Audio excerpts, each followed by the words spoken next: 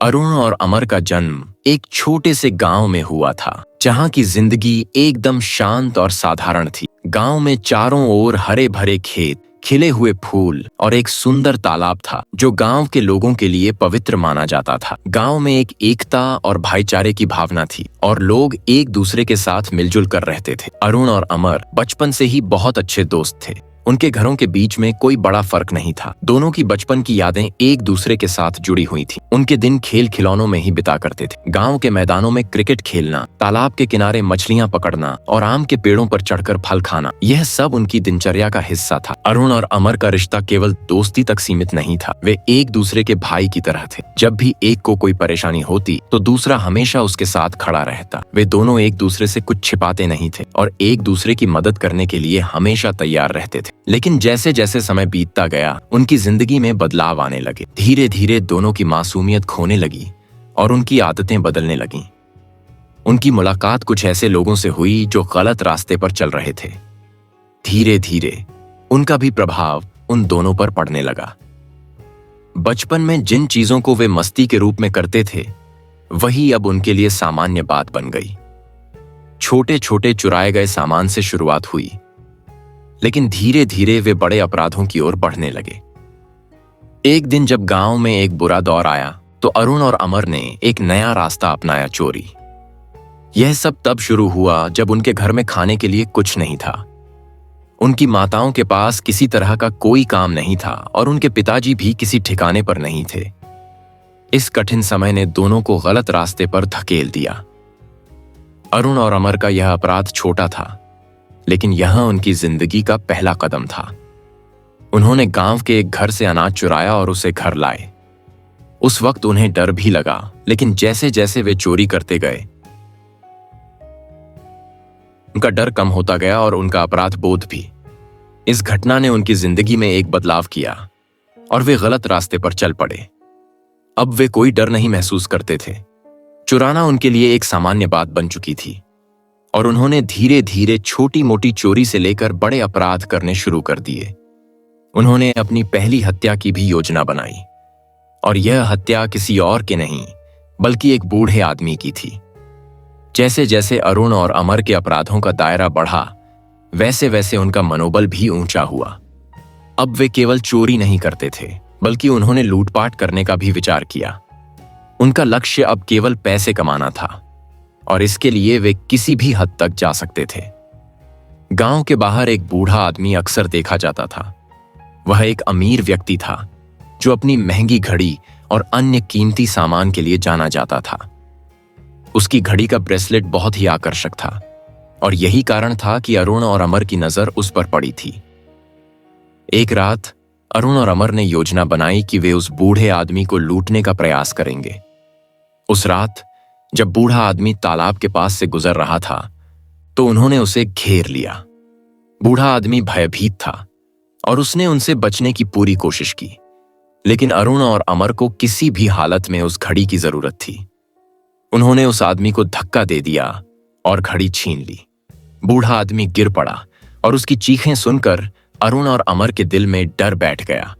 लेकिन जल्द ही उनका डर गायब हो गया, क्योंकि उन्होंने बूढ़े आदमी को मार डाला। उनके लिए यह पहला बड़ा अपराध था। उस समय उन्हें शायद नहीं पता था कि इस अपराध का असर उनके जीवन पर कितना गहरा पड़ेगा।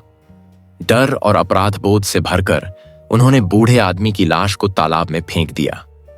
यह तालाब वही था जो गांव के लोगों के लिए पवित्र माना जाता था। अब वह तालाब एक काले रहस्य में बदल चुका था। अरुण और अमर के लिए वह घटना एक सामान्य सी बात बन चुकी थी। उन्हें अब कोई अपराध करने पर पछतावा नहीं होता था और उनका विश्वास इस बात पर मजबूत था कि वे अब कभी पकड़े नहीं जाएंगे। वे अपनी जिंदगी को पूरी तरह से अपनी शर्तों पर जीने लगे थे और इसका असर उनके व्यक्तित्व पर साफ दिखाई देने लगा था। वे और अधिक शातिर हो गए थे और उनकी आदतों में बदले हुए रंग दिखने लगे थे। लेकिन गांव में उस रात जो हुआ, उससे अरुण और अमर की दुनिया बदलने वाली थी। गांव के बच्चे रात को खेल रहे थे। एक गहरे अंधेरे की रात थी और आसपास का वातावरण शांत था। हर कोई अपने अपने घरों में था, लेकिन बच्चे अभी भी बाहर खेल रहे थे, क्योंकि उनकी आंखों में रात के अंधेरे का डर नहीं था। एक छोटा सा बच्चा खेलते हुए तालाब के पास गिर गया। उसके कपड़े कीचड़ में सने हुए थे और वह गुस्से में आकर तालाब के किनारे जा पहुंचा ताकि वह अपने कपड़े साफ कर सके। जैसे ही बच्चा तालाब के किनारे खड़ा हुआ और अपनी चप्पलें उतारने लगा, उसने देखा कि पानी में हलचल हो रही थी। पानी के ऊपर बुलबुले उठ रहे थे और पानी का स्तर कुछ हिल रहा था। बच्चा यह सोचते हुए कि शायद पानी में मछली या कोई जानवर होगा, थोड़ा आगे बढ़ा। तभी अचानक पानी से एक भयावह दृश्य सामने आया। एक राक्षस जैसा आकृति बाहर निकल आई। उसका चेहरा बुरी तरह विकृत था।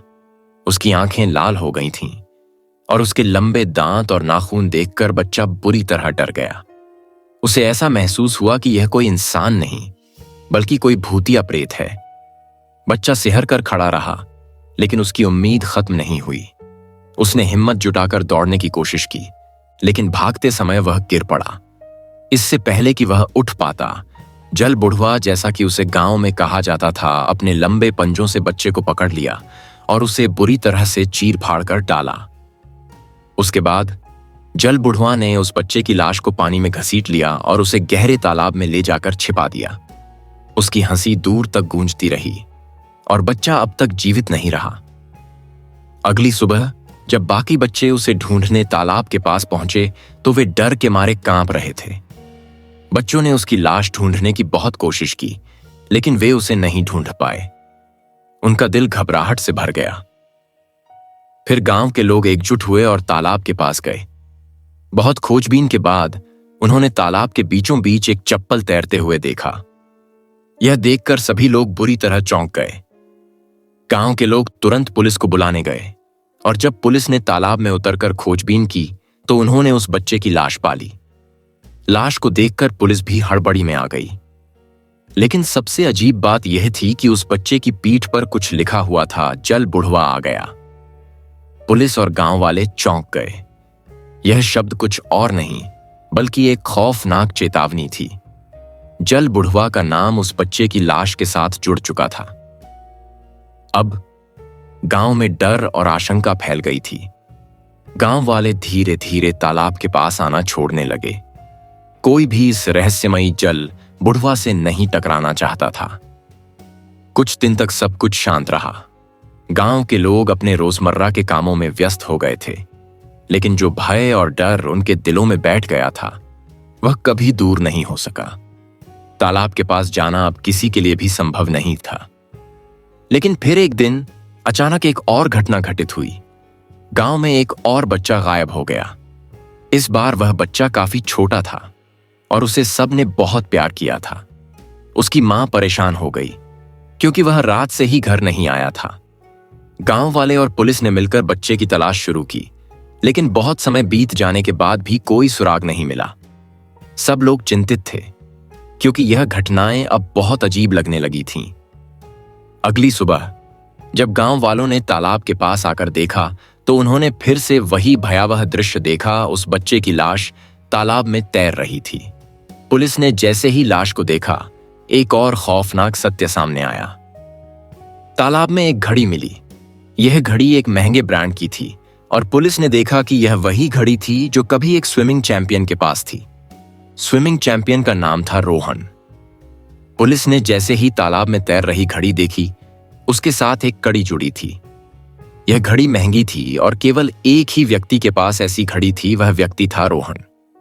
रोहन के बारे में पुलिस को यह जानकारी मिली कि वह एक स्विमिंग चैंपियन था जिसने कई प्रतियोगिताओं में गोल्ड मेडल जीते थे।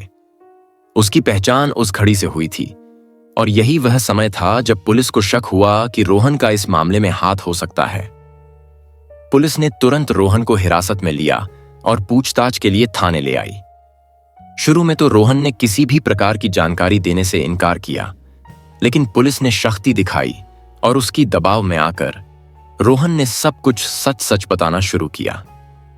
रोहन ने बताया, मैंने उन बच्चों को मार दिया। यह सुनकर पुलिस के होश उड़ गए। वह यह नहीं समझ पा रहे थे कि एक युवक जो खुद को इतना शांत और साहसी दिखाता था, उसने ऐसा भयंकर अपराध कैसे किया।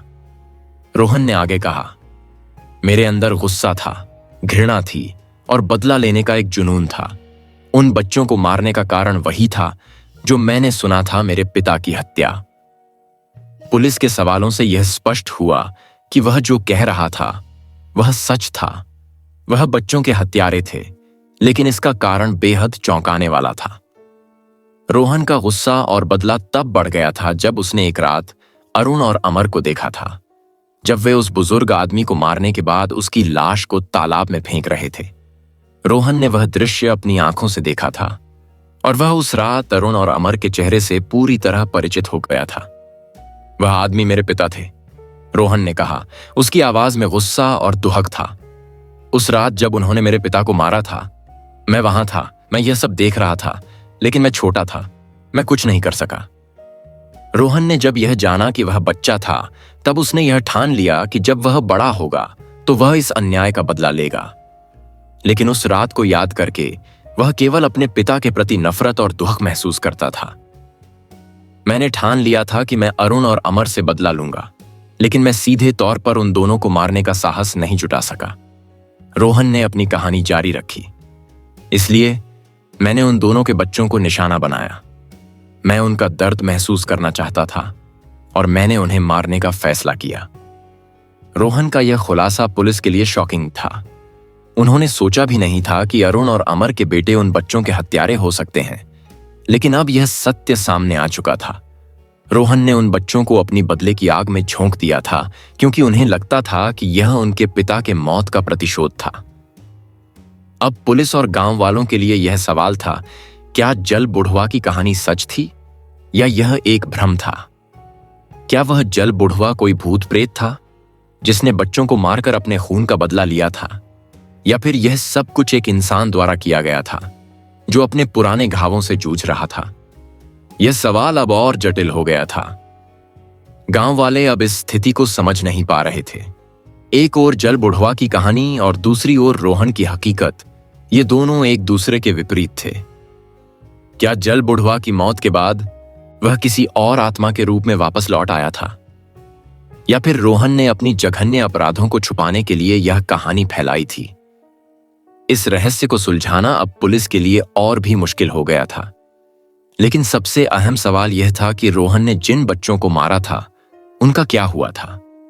क्या वे शारीरिक रूप से मरे थे या फिर कुछ और हुआ था? और क्या सच में जल बुढ़वा के रूप में उनके ही पिता का प्रतिशोध था? इन सवालों का कोई सही उत्तर नहीं था, लेकिन यह घटनाएं एक बड़े और घातक रहस्य का हिस्सा बन चुकी थीं। जैसा कि पुलिस रोहन के बयान से आश्वस्त हो चुकी थी, गांव में शांति और स्थिरता की उम्मीद थी, लेकिन एक और घटना ने सबको हिला दिया। एक और बच्चा गायब हो गया।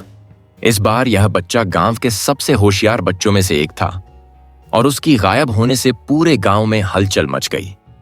पुलिस को फिर से तालाब की ओर रुख करना पड़ा, लेकिन इस बार तालाब में कुछ और ही डरावना था। गांव वाले अब इस कहानी में विश्वास करने लगे थे कि जल बुढ़वा कुछ और नहीं, बल्कि एक सशक्त प्रेतात्मा है जो उन बच्चों को अपने पास खींच लेता है। अब पुलिस और गांव वाले दोनों को डर था कि जल बुढ़वा की कहानी सच हो सकती है। क्या वह एक आत्मा थी जो बदला लेने के लिए जीवित थी, या फिर यह कोई इंसान था जो अब और अधिक अपराध कर चुका था? गांव में एक गहरा सन्नाटा था और सब लोग भय और आशंका में जी रहे थे। क्या जल बुढ़वा की कहानी अब खत्म हो चुकी थी या वह एक नया रूप लेकर वापस आ गया था? पुलिस और गांव वालों के लिए यह रहस्य और भी गहरा हो गया था। अब तक यह माना जा रहा था कि जल बुढ़वा एक आत्मा है जो बच्चों को मारने की ललक रखता है, लेकिन अब जो नया खुलासा हुआ उसने सबको चौंका दिया। किसी ने नहीं सोचा था कि जल बुढ़वा का असली रूप कोई और हो सकता है। वह प्रेतात्मा जिसे सब डरकर तालाब के पास जाने से बचते थे, असल में रोहन का पिता था। रोहन ने पुलिस के सामने अपने पिता की मौत की कहानी बताई और यह सच्चाई सुनकर हर कोई हैरान रह गया। रोहन ने बताया, मेरे पिता का नाम बलराम था। वह काफी अच्छे इंसान थे, लेकिन एक दिन कुछ गलत हो गया। वह कुछ साल पहले तालाब के पास काम करने गए थे और अचानक गायब हो गए थे। कई महीने तक हमने उन्हें ढूंढा, लेकिन कोई सुराग नहीं मिला। रोहन की आवाज में गहरी उदासी और दर्द था। मेरे पिता एक किसान थे, लेकिन उन्हें लोगों से कोई दुश्मनी नहीं थी। फिर एक दिन पता चला कि उन्हें किसी ने मार डाला था। उनकी लाश तालाब के पास मिली थी, लेकिन तब से मैं जानता था कि उन लोगों ने सिर्फ मेरे पिता को मारने का काम नहीं किया था, उन्होंने उसे छुपाया भी।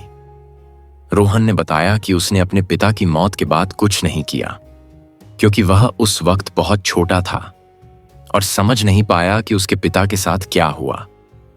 लेकिन जब वह बड़ा हुआ, तब उसे एहसास हुआ कि उसके पिता की मौत सिर्फ एक दुर्घटना नहीं थी, बल्कि यह एक साजिश थी। उसे यह महसूस हुआ कि उसके पिता की हत्या के पीछे अरुण और अमर थे, क्योंकि वह वही लोग थे जिन्होंने उसके पिता को मारकर उसका शरीर तालाब में फेंका था। मुझे यह सब जानकर बहुत दुख हुआ। मेरी सारी जिंदगी का उद्देश्य बदल गया। मैं केवल बदला लेना चाहता था, लेकिन मैं समझ नहीं पा रहा था कि मुझे कैसे और कहां से शुरुआत करनी चाहिए। जब रोहन ने यह सच्चाई बताई तो पुलिस को सब कुछ समझ में आ गया। अब यह साफ हो गया कि जल बुढ़वा, जिसे एक प्रेतात्मा माना जाता था, वह उस सीमा पर असल में रोहन के पिता बलराम थे। बलराम की मौत के बाद उसकी आत्मा इस धरती पर फंसी हुई थी और वह बदला लेने के लिए तालाब से बाहर आकर बच्चों को मारने लगी थी। यह घातक कड़ी अब पूरी तरह से खुल चुकी थी। बलराम की आत्मा ने अरुण और अमर के बच्चों को मारकर अपने अधूरे बदले को पूरा किया था, लेकिन यह कोई सामान्य हत्या नहीं थी। बलराम की आत्मा का गुस्सा और दुहक उसे शांति नहीं लेने दे रहे थे।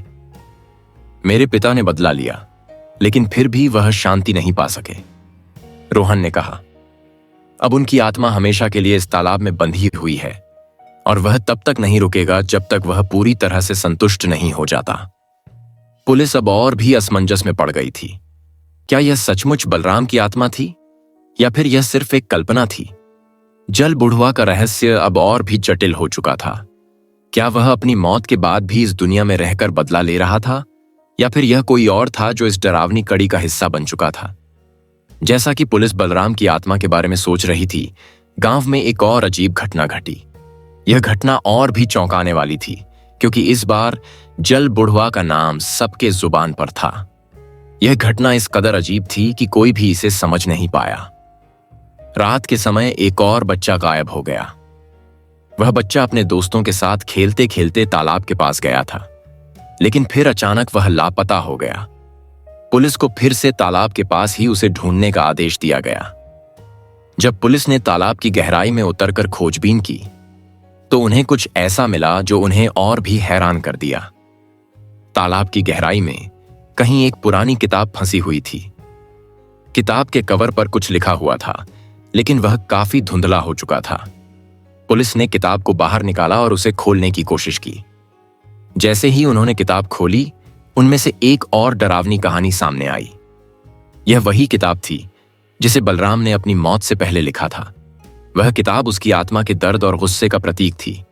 किताब में लिखा था, जिसने मुझे मारा उसकी आत्मा कभी शांति नहीं पाएगी। गांव वाले अब पूरी तरह से डर गए थे। पुलिस ने यह महसूस किया कि जल बुढ़वा यानी बलराम अब एक और कदम आगे बढ़ चुका था। अब वह केवल बदला नहीं ले रहा था, बल्कि अपनी कहानी भी छोड़ रहा था, ताकि अगला व्यक्ति जो उस जगह पर आए क्या जान सके कि यह जगह क्यों खतरनाक है। हमारी यह दुनिया अब और भी जटिल हो गई है, पुलिस अधिकारी ने कहा। अब जल बुढ़वा के रहस्य को सुलझाना और भी मुश्किल हो गया है। गांव वालों ने आखिरकार यह निर्णय लिया कि तालाब के पास जाना बंद कर दिया जाए, क्योंकि अब यह साफ हो चुका था कि जल बुढ़वा यानी बलराम की आत्मा कभी नहीं छोड़ेगी, और जब तक उसे पूरा बदला नहीं मिल जाता वह यहीं रहेगा। लेकिन कुछ दिनों बाद एक और चौंकाने वाला खुलासा हुआ। पुलिस को जानकारी मिली कि तालाब के पास फिर से कुछ खतरनाक गतिविधियां शुरू हो गई हैं। अब तक जो रहस्य समझ में आया था वह सिर्फ आधा था। क्या जल बुढ़वा की आत्मा फिर से अपने बदले का हिसाब चुकता करने के लिए वापस आ गई थी, या फिर यह एक नई और अजीब घटना थी?